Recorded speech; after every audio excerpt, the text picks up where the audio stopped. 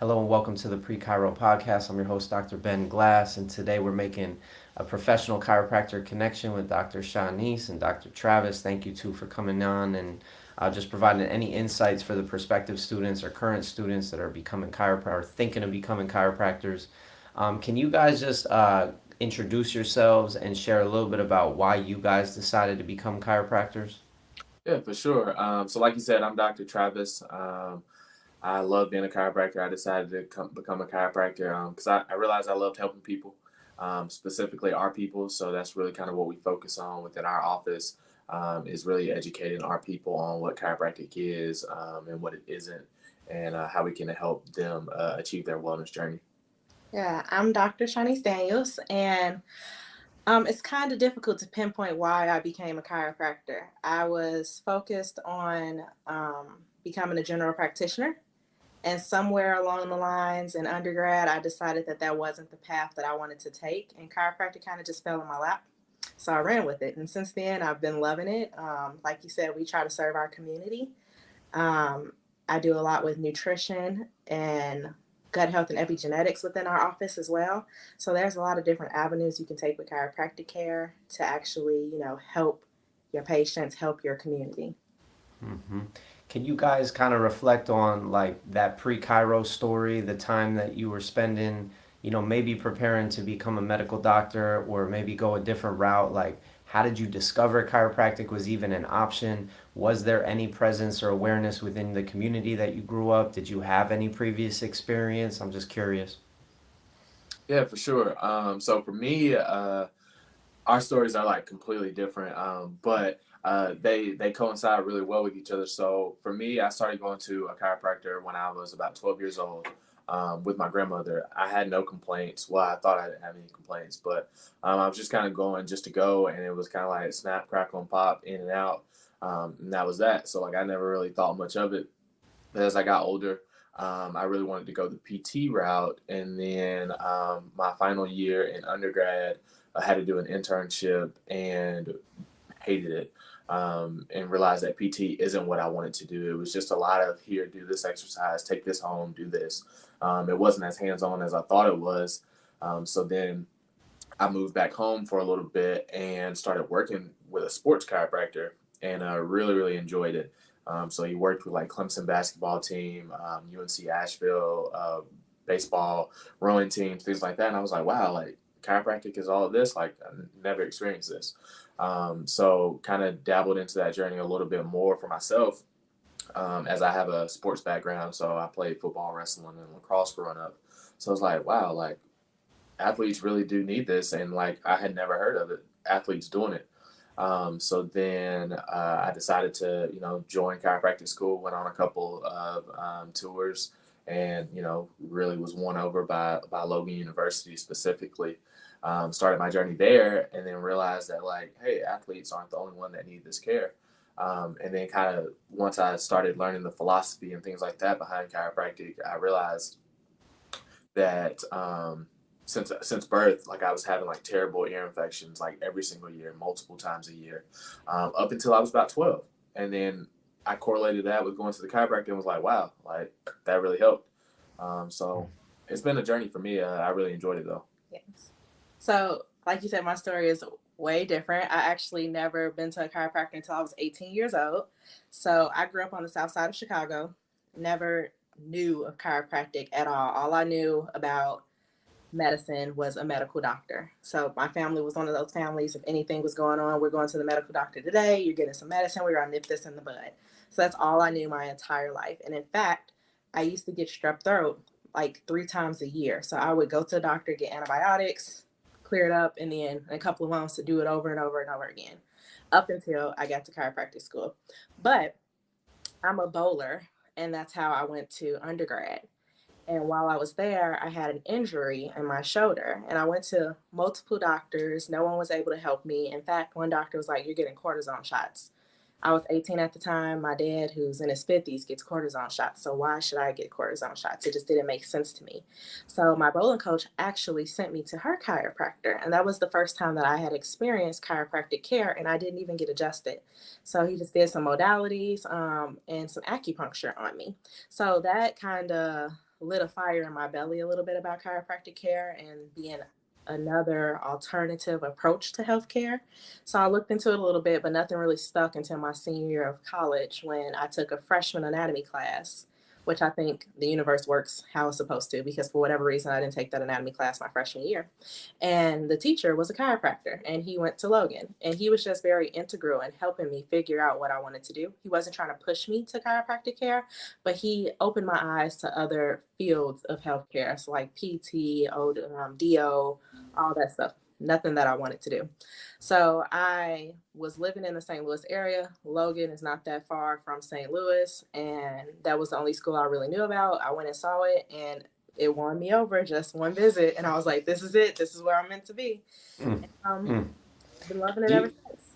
yeah, I'm curious if you guys think that if more people were exposed to chiropractic at these like later stages of college, if there would be a lot more people like running in this direction.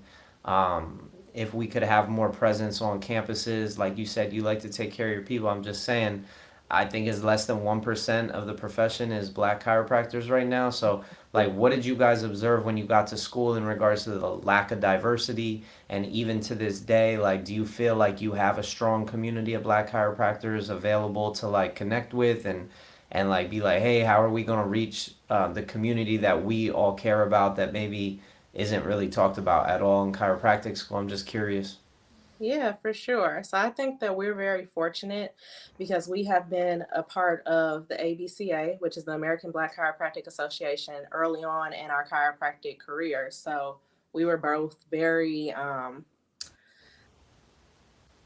participatory in the student version while we were at Logan. So there are a lot of us out there, even though we're only 1% of the full profession, there are quite a few black chiropractors out there all over the world. So And I think it's changing very rapidly. yeah. Specifically, we were just at a conference this weekend, Hmm.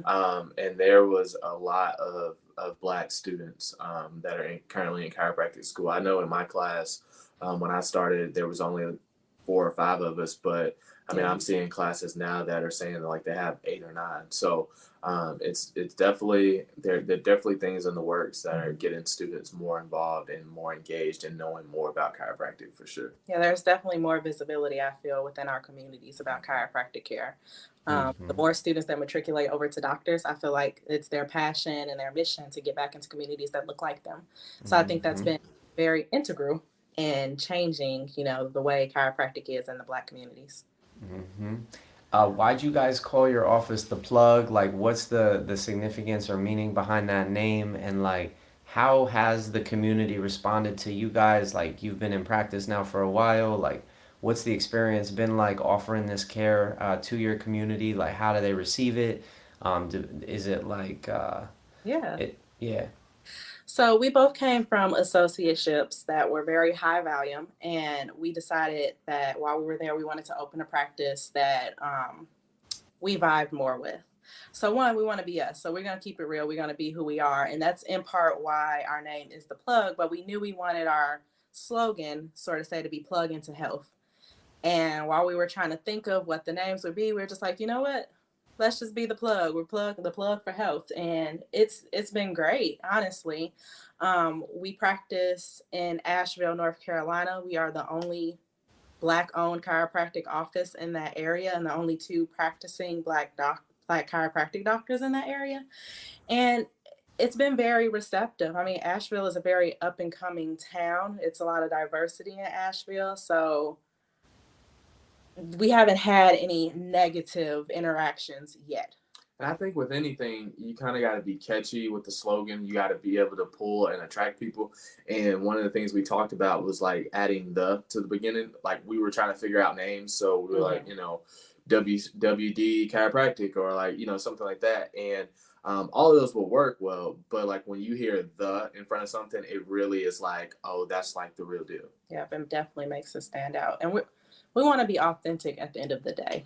So we Mhm. didn't want to practice under some name that we really didn't vibe with ourselves. So we had to make it an extension of us. Yeah. Hmm. And we Why get did y'all pick Asheville? Like, what was it that attracted you to this community? And like, how have you set up your office? Can you describe like the ins and outs of like how patient care is, or just how you guys market? Like, what do you lead with, and just what the setup is like? Yeah, for sure. So I'm originally from Asheville. I had no idea that I'd ever be moving back. But right at the end, well, right in the middle of the pandemic, when our associateships were over, we decided that we wanted to take our journey back to North Carolina.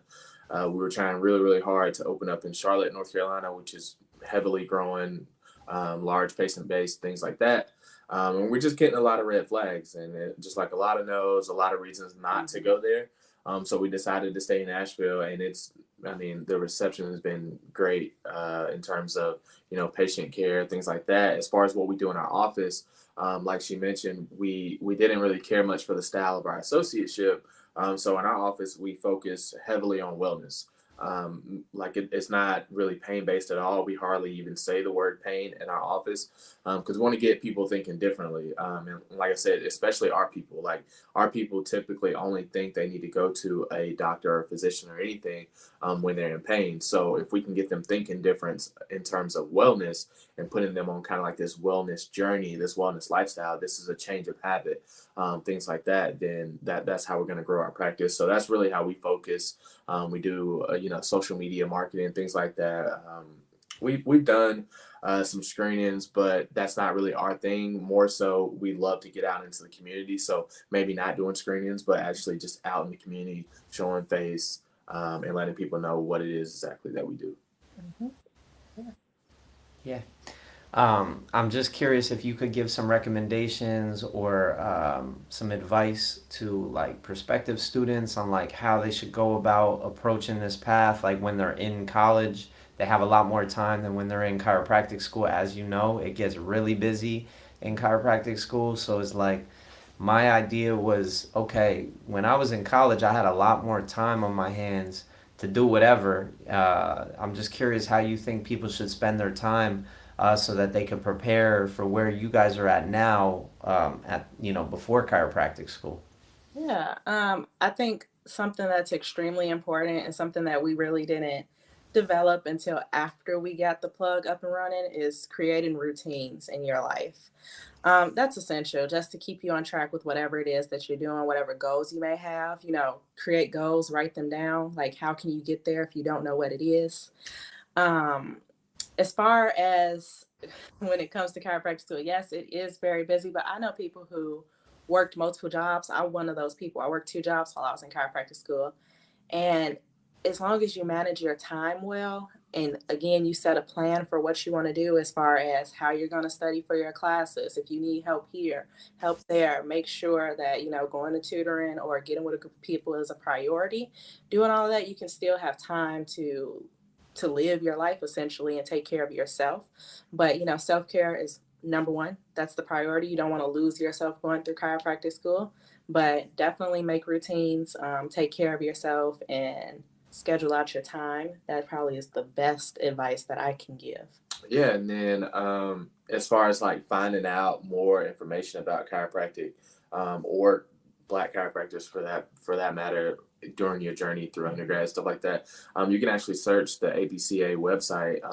There's a directory there. So just find a doctor in your area to go ahead and start shadowing and asking questions and building that relationship with, because there's tons of them out there to help guide you through the journey. Yeah, definitely. If you want to be back in your community, no doubt in my mind, you should be a part of SAPCA while you are in school. And you should participate in the regional conferences and the national conferences, because that's where you get to network. That's where you get to see these docs live and in action, and, can make those potential connections to be where they are when you get to that point. Yeah. Mm-hmm.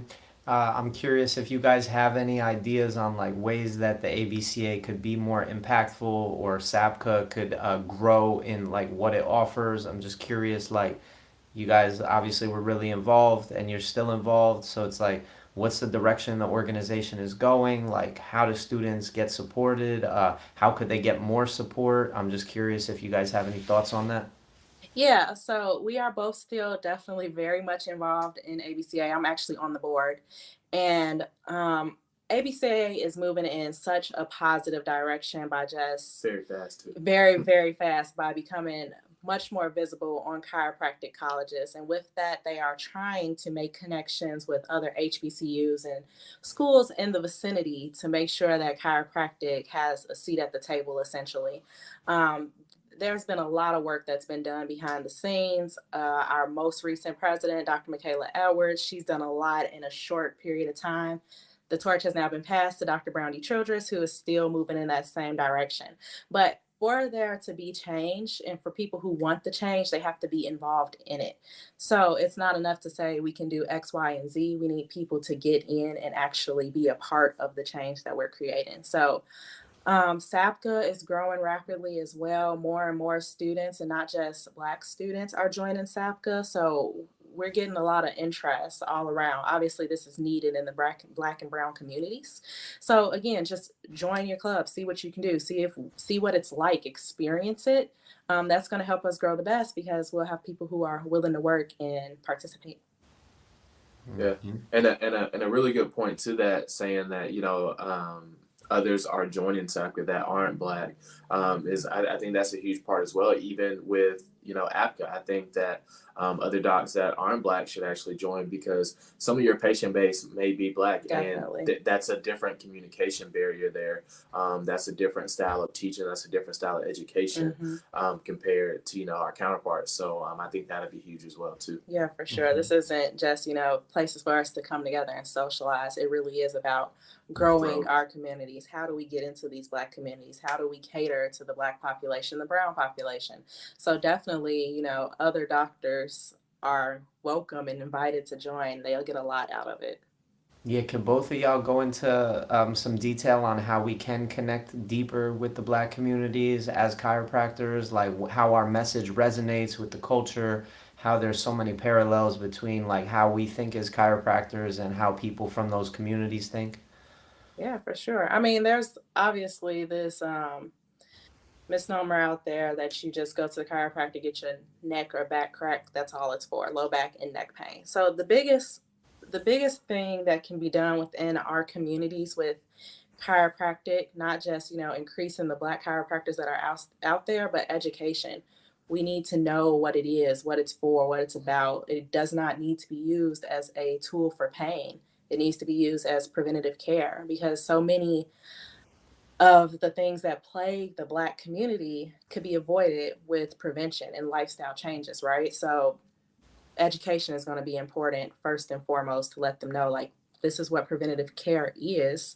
This is how we do it. It's not just a neck and low back thing. Yeah, I mean, like she said, education, like all the way, like whether you're philosophical based or science evidence based, like all of those can correlate and lump into one, and you still get the education piece. You still can explain it in terms of like, here's this article, read this. This is why chiropractic works versus innate intelligence. All those other things, like it works. Like we know that it works. So I guess the biggest thing would just be educating and figuring out, what words work for certain populations, what demonstrations work for certain areas. Yeah, or what's going on in that community, in that population in which you can speak to. There are food deserts, there are the diabetes, high blood pressure, all of this stuff. We can correlate all of this to chiropractic care. In a food desert, you don't have the best options for food. So of course, your diet is going to be kind of crappy compared to others. So we can talk about healthier choices and how that will stop inflammation and stop pain, all the things that people come in to see chiropractors for. So it really depends on where you are and what the communities are like in your area, but definitely the education piece is 100% the way to go about it. Mm-hmm. Yeah, I was curious just because I've been talking a lot with Michaela Edwards, and I've had probably over 30 different ABCA and SAPCA people on the show. I'm just curious, like, if we were creating a commercial, what's our message? If we have 30 seconds or if we have probably 30 seconds, commercials are expensive to create. So we've been talking about doing a collaboration where, yeah, we talk about it, we pool our funds, but I'm just curious what you two think should go into a commercial that is trying to speak directly to that individual growing up in the community that doesn't have access to chiropractic, and how do we bring them to a place where they value it greater, in a greater way? Yeah, for sure. I mean, and another thing is going to be the images that you use, right? So you go into all these offices and there's no representation of you or anyone that looks like you. That's going to turn you off from the jump. And that's something that we try to do in our office, is to be very diverse, to know that all people are welcome here, that this is for all people, not just one population. So that's also something important as well. If you want to attract more Black and brown people, then you need to start representing them within the office. And I think wordplay is huge as well. And like one of the biggest words I would probably throw in like a commercial or something like that is like alternative, alternative healthcare. People understand that, and the times that we're living in now, like they're looking for something different. They've been used to medicine. Like I said, there's nothing wrong with medicine. There's nothing wrong with doing things the way that we've been doing it. But a lot of people are seeking those alternative measures. So I think that would be something really huge to throw into a commercial, is, is pinpoint keywords on, what it is that we're trying to do.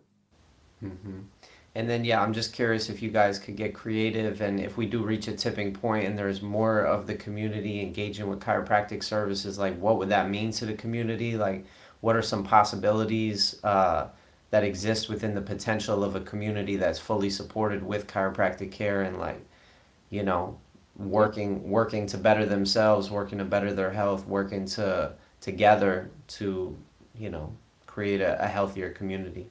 I mean, honestly, I guess the easiest answer is it's going to be a healthier, more informed community in general. But people don't realize how, I mean, obviously you do because you are a chiropractor as well, but people don't realize how everything is connected. And once we start, clearing those interferences, how you're thinking better, you're feeling better, you're looking better, all these things are changing in a positive way. So not only will the health change, but I mean, ideas, collaboration, all of that's going to change as well if, the entire community is supported with chiropractic care, and just being more informed in general, because 90% of what we do in our office is education, informing them about their care, their alternatives.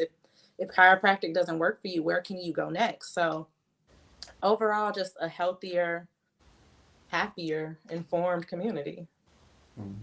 I agree.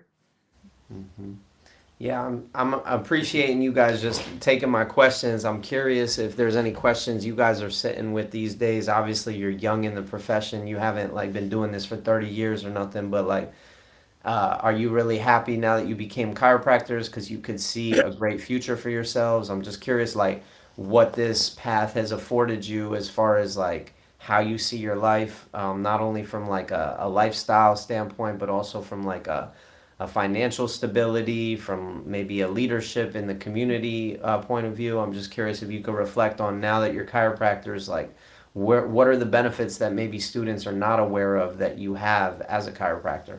Yeah, for certain. I'll go quickly just because, chiropractic has taken a different path for me now that we've opened our own practice.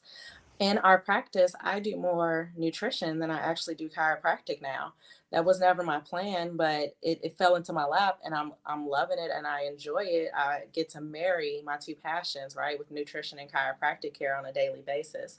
So there are so many different options that you can take. I mean, I know people who are in the ER, the OR with chiropractic care, people that are working with surgeons, all of these things. So you can go so many different routes. So me personally, I'm happy with the route that I've taken. I enjoy it. I'm glad that the opportunity to do, epigenetics and gut health, I get to do it with my chiropractic patients, and it reaches so many others. Yeah, and I'm happy with my chiropractic journey as well. One thing I've noticed with being in the profession this short time is like a lot of chiropractors, it's not their sole focus. Like you can grow a really, really good practice, working 3 to 4 days a week. And what I've noticed is a lot of those other chiropractors, they're like full on entrepreneurs. So if you own your own chiropractic business, then you're an entrepreneur, but they're tapping into other avenues as well. So I think that's huge in the journey as well, because you do have that option if that's something that you're looking forward to. So so that's definitely something that we've already started out to do, is to diversify our financial, stability overall. So yeah, we have our practice and that is our priority. That's our baby. We love it. But we do feel in the long run, 20, 30 years from now, is this what we want to do all day long? If you don't take care of your body good, as well, then this isn't something you can do for longevity because you're using your body all day. So we definitely have dabbled into some other areas as far as like investing, opening some other businesses. So even though we're very young in our career, we knew from the jump that that was something that we wanted to do. Hmm. Can you talk about what epigenetics is and like how you work with people nutritionally, as a chiropractor? Maybe it's different from a regular nutritionist. And then also, Travis, if you could talk about the type of chiropractic care that you're delivering. And then, yeah, if you guys are doing other things or creating other businesses, what types of interests do you have? I'm just curious. Yeah, for sure. So, epigenetics is really how your body reads your genes, right? And it can be modified based on, what you're putting in your body, where you live, stress, all these other things. Essentially, turning genes on and off is the easiest way to explain it. So, what I do in practice is I kind of do a combo package where we look at your gut health and your epigenetics. So, we do a genetic test and a microbiome test to see, what's the population within your gut because your gut is responsible for so much more than just digestion. It's really the hub of your immune system and it has all these connections to the brain and other organs. So, my goal with that is you can't truly do well for yourself as far as like diets, exercise, eating healthy, what you would think is eating healthy if you don't know what your body chemistry is. So that's the sole purpose of like my nutrition aspect. I'm more of a guide than I am a coach. So I help you through this journey by assisting you with whatever it is that you need. We get the results and then we make a plan off of that. Um, but so the way that I do it in office, I don't offer this to everyone. It's just those folks that come in and they have conditions or issues that I'm like, hey, you could probably benefit from this. The same way with him, we see our patients for their new patient exam. And if the information we gather from like their case history and the actual physical examination points us to something else is going on, then yeah, we'll try this out, we'll offer it. Other than that, it's really word of mouth when people come in to me because they want to try something different. They've tried everything else, allergy tests and all this other stuff, being on medications, yada, yada, yada. And they want to do something different. So I see a lot of positive results. We get a lot of progress from it because we literally can map it down to you shouldn't be exercising for longer than 30 minutes. You shouldn't eat this type of food because your body doesn't agree with it. Um, it gives us so much information on how we can change folks' lives. Yeah. Yeah, and then kind of my practice style. So actually being in practice, it's changed a couple times, but like I mentioned, I have that sports background, so that's kind of what I thought I wanted to do. But right now, I'm just doing straightforward chiropractic, and the reason being is I'm certified in ART and, soft tissue and all that type of stuff, dry needling.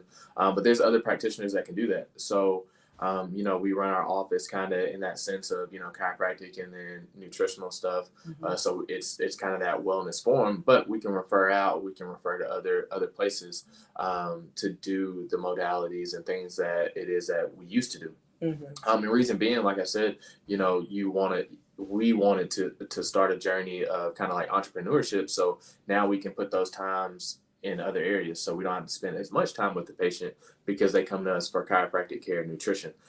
We can refer out, they can go do their exercises, different modalities, lasers, things like that. And now we can focus on our other endeavors, which, kind of include some, passive things, real estate, franchising, things like that, just to really grow our financial wealth. So, Are you thinking of franchising the plug?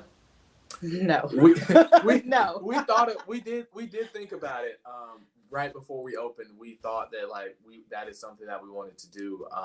But I think right now, like we're cool with just one. Along down the road, there may be a possibility, just to help grow the profession. Other chiropractic students coming out, may not want to have their own office, but want to join something that's really good and really positive. So maybe she says no right now, Nah. but we'll see. Yeah. Yeah, no, that's cool. It's cool. All right. Well, I appreciate the good vibes. I think at the end of the day, if we could provide more examples of people that have been down this path and feel good about it and is not like the wrong choice, but it was actually one of the better choices, if not the best choice, then that's like, we just need to keep building more and more and more examples of that so that we can like build that dominant narrative that it's like, hey, if you want to become a doctor of health and well-being and make a difference in your community, then this is the path. Like, For sure. Definitely. For sure. any other things that you want to touch on, like for current students or prospective students, like any advice or any I'm just curious if there's anything you feel like we haven't gone through that could be helpful for them. I mean, I think something that is important while you're in school is to try as much things as you can possibly. Get into as many clubs as you can, pay attention to all the different techniques, find out which one vibes with you, and pick one overall, that you want to focus on. Something that you want to develop as, I guess, your niche. We try to stay in our lane with what it is that we do. Outside of epigenetics and gut health, I don't do anything else nutrition wise. If they need hormonal testing, if anything like that, I'm referring them out. And it is also the same way with chiropractic care. We are We can't fix everything. we can't fix everything. That's true. But there are so many different styles and techniques, certifications, and things like that that you can get. So if someone comes in our office and we can't help them, we refer them out. So find your niche, stick to it, get really, really good at what you want to do, and the people will come to you. Like, it's never going to be a point where people aren't coming into your office. They need us. This is needed, especially now in the climate and the way that the world is. So really just get out there and explore it all. Yeah. And, chiropractic school will be difficult, but it's really all about having a great support system. I had a classmate that came into chiropractic school with like 3 or 4 kids and then graduated, and I think he has like 6 now. So like, a huge family like that, like it's doable. It's going to be a task, but, really finding a good support system, really working well, being involved, being engaged, will help you get through the program. Very, very Hmm. good. Can you guys touch on like the specific trainings, like the specific programs that you did for like what is ART, for example, or anything else that you did that you're currently using in your patient care? And then also, Chohnice, if you could talk about like which schooling, what programs you did for the nutrition or anything else you guys did outside of like just the regular chiropractic program to that you bring into the practice with you guys. Yeah, so ART is active release technique. So it uses kind of like a pin and stretch method to work on the muscles. So myofascial soft tissue work. So kind of like Graston using tools, cupping, dry needling, electrical stim, ultrasound, laser, all those things you can get certified in. You can take more continuing education on. So that's kind of what I did in terms of, getting better at those, like she mentioned. Some of those were offered on Logan's campus. So some of them were prereqs activator. You had to actually take it. But you can also, go down that road a little bit further and get fully certified in activator. So it's just all about learning the approach that you want to take. I do some Gonstead. We do Thompson drop. We do Logan basic, which is specific to Logan. And Yeah, so those are all different adjusting techniques that he was just talking about. Something that I'm certified in is Webster technique, which is specifically for prenatal pregnancy and pediatric patients. So really is to balance the pelvis in pregnant women. As far as nutrition goes, I have a master's in nutrition and I went down a nutritional wellness route, not thinking I would use it in practice, but it is something that I use almost every single day. I didn't do any other classes as far as to get into like epigenetics and gut health. These were both classes that I took within my nutritional masters, but I really did the research on my own with myself and with Travis, us being the first of my patients, sort of say, to just figure out how that all works and what I wanted to do with it. I do use Standard Process, which is a supplement company, and 3x4 Genetics for my genetic testing. So if those are, options that you would like to look into, those are the two things that I utilize. And I have an acupuncture certification. So I went through the IAMA for that. And I use that in my office more therapeutically than in the traditional Chinese medicine sense. So just as a adjunct for chiropractic care. Chiropractic is first. Like that's primary within the office. Everything else are electives. When it comes to our patient care, it's primarily chiropractic. Hmm. Right on. I appreciate you guys and your transparency, just coming on here, sharing about what you guys do. And if there's anything else that students have questions on, I'm sure you're there for them. They could reach out and connect with you guys, and we'll just keep it moving. Is there any final message that you want to share of like why go the chiropractic route as opposed to a different route, or like how you can help differentiate for them, specifically what's different about this path? Yeah, for certain. So I think we both firmly believe that where you are meant to be, you will end up. And the biggest thing is to go and expose yourself to whatever it is that you are interested in. Yes, we love chiropractic care and we want to see more chiropractors in the world, but to be quite honest, we want to see more doctors of color in general. And it may not just be chiropractic, it may be PT, it may be something else. It is fundamental that the representation is there because it's going to increase patient care. And that's the goal at the end of the day. So don't go into any situation with any biases. Keep your mind open. Think of ways in which you can collaborate with other physicians and other um, healthcare, personnel. It's important for the patient. So patient-centered care is first, always. Patient-centered care is always going to be first, but having the representation is definitely going to increase the patient's, happiness and health in the long run. Yep, I agree. Hmm.